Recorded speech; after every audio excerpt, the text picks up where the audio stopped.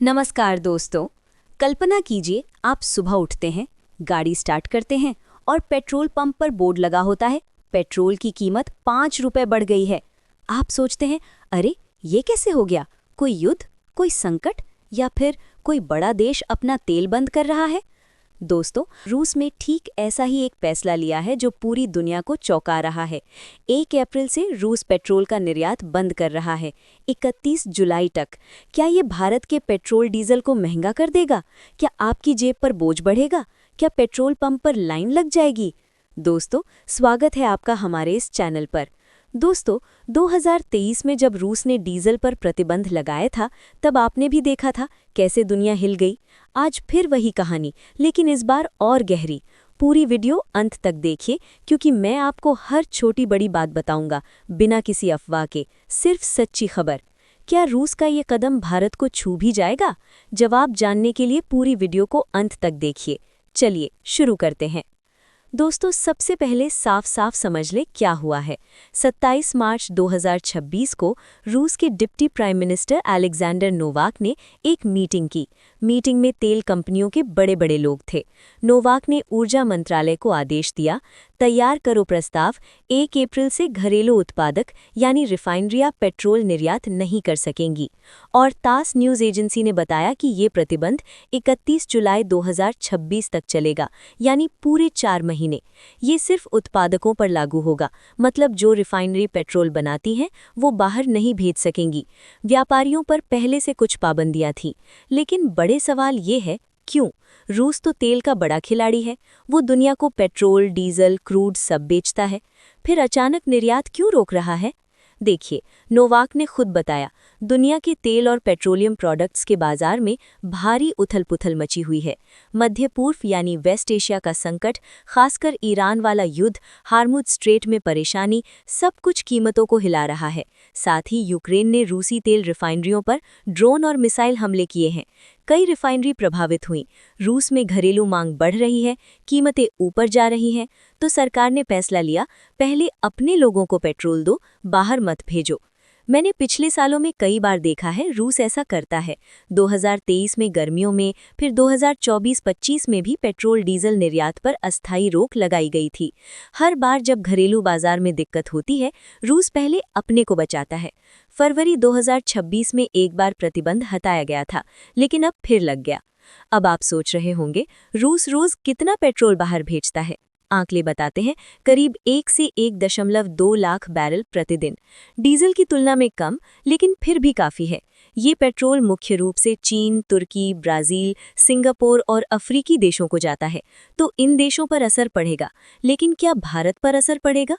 दोस्तों, सबसे बड़ा सवाल जो हर भारतीय पूछ रहा है, क्या भारत पर असर पड़ेगा?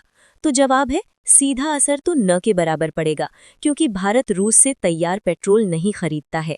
हम मुख्य रूप से कच्चा तेल यानी क्रूड ऑयल खरीदते हैं। रूस से हमारे कुल क्रूड आयात का करीब 20% हिस्सा आता है। हम वो क्रूड लेते हैं, अपनी रिफाइनरियों में पेट्रोल डीजल बनाते हैं और अपनी ज़रूरत पूरी करके बाकी निर्यात भी करते हैं। भारत दुनिया के सबसे बड़े रिफाइनर देशों में से एक है। हमारी रिफाइनिंग क्षमता 5.6 मिलियन बैरल प्रतिदिन है। रिलायंस, IOCL, BPCL जैसी कंपनियां इतना पेट्रोल बनाती हैं कि हम नेट एक्सपोर्टर हैं, मतलब हम खुद पेट्रोल बाहर बेचते हैं। भारतीय सरकार और पेट्रोलियम मंत्रालय ने भी यही कहा है। 28-29 मार्च तक के बयानों में साफ है कि हमारे पास क्रूड, पेट्रोल और डीजल के स्टॉक 2 महीने से ज्यादा के लिए हैं। रिफाइनरियां पूरी क्षमता पर चल रही हैं, कोई तत्काल चिंता नहीं। लेकिन दोस्तों, अब थोड़ा गहराई में जाते हैं। अप्रत्यक्ष असर हो सकता है, क्योंकि पूरी दुनिया में तेल की कीमतें बढ़ रही हैं। ईरान युद्ध के कारण हार्मुज स्ट्रेट में जहाज़ों का आना जाना मुश्किल हो गया है। कई देश मध्य पूर्व से तेल नहीं ले पा रहे, तो वो रूस की तरफ मुड़ रहे हैं। रूस का क्रूड पहले से भारत को ज्यादा मिल रहा है, लेकिन अगर वैश्विक क्रूड की कीमतें 5 से $10 बढ़ गईं, तो भारत का आयात बिल बढ़ेगा। आप जानते हैं ना, भारत 80% क्रूड बाहर से लाता है। छोटी छोटी कीमत बढ़ोतरी भी पेट्रोल पंप पर दिख जाती है, लेकिन सरकार तैयार है। सब्सिडी, एक्साइज ड्यूटी में बदलाव, स्ट्रेटेजिक रिजर्व, सब कुछ इस्तेमाल करके आम आदमी को बचाया जा सकता है। चलिए अब थोड़ा और गहराई में समझते हैं रूस की पुरानी कहानी। 2022 के यूक्रेन युद्ध के बाद रूस पर सैंक्शन लगे। फिर भी वो तेल बेच रहा है, लेकिन हर बार घरेलू दबाव में निर्यात रोकता है। 2025 में भी इसी तरह की रोक लगी थी जब रिफाइनरी पर हमले हुए। अब 2026 में ईरान वाला नया संकट जुड़ गया। नोवाक ने कहा, विदेशी मांग अच्छी है, लेकिन पहले घरेलू बाजार को संभालो। दोस्तों, अब सवाल ये उठता है, क्या रूस भारत को छूट देगा? कुछ सोशल मीडिया पर अफवाहें चल रही हैं कि भारत को विशेष छूट मिलेगी, लेकिन कोई आधिकारिक बयान नहीं आया। रूस मुख्य रूप से यूएस देशों को छोटी छूट दे सकता है। भारत के लिए अभी कुछ नहीं कहा गया, लेकिन जैसा मैंने बताया, हमें तैयार पेट्रोल की जरूरत ही नहीं है। अब सोचिए, अगर रूस पेट्रोल नहीं भेजेगा तो दुनिया में पेट्रोल की सप्लाई थोड़ी कड़ी हो जाएगी, कीमतें थोड़ी ऊपर जा सकती हैं, लेकिन भारत जैसा देश जो खुद बनाता है वो सुरक्षित है। मैं आपको एक छोटा उदाहरण देता हूँ। 2023 में जब रूस ने डीजल रोक दिया था, तब भी भारत पर कोई बड़ा असर नहीं पड़ा। हमने अपनी रिफाइनरी से एक्सपोर्ट बढ़ा दिया। आज भी वही स्थिति है। चलिए अब थोड़ी वैश्विक तस्वीर देखते हैं। चीन, तुर्की जैसे देश जो रूसी पेट्रोल खरीदते हैं, उन्हें दिक्कत हो सकती है। वो दूसरे देशों से खरीदेंगे, जिससे कीमतें बढ़ेंगी। अफ्रीका के कुछ देश भी प्रभावित होंगे, लेकिन भारत, हमारा फोकस क्रूड पर है। मैं 5 साल से ये खबरें देख रहा हूँ। हर बार जब ऐसा होता है, भारत अपनी ऊर्जा सुरक्षा मजबूत करता है। हमने रूस से सस्ता क्रूड खरीदकर फायदा उठाया। अब भी वही हो रहा है। दोस्तों, एक और बात, रूस ने क्रूड ऑयल पर कोई प्रतिबंध नहीं लगाया, सिर्फ तैयार पेट्रोल पर। तो भारत को क्रूड मिलता रहेगा, बल्कि ईरान संकट के कारण हम रूसी क्रूड और ज्यादा ले रहे हैं। आप सोच रहे होंगे कि क्या सरकार को कुछ करना चाहिए? सरकार पहले से तैयार है। पेट्रोलियम मंत्रालय ने स्टॉक चेक कर लिया है, रिफाइनरियां ओवरटाइम चल रही हैं।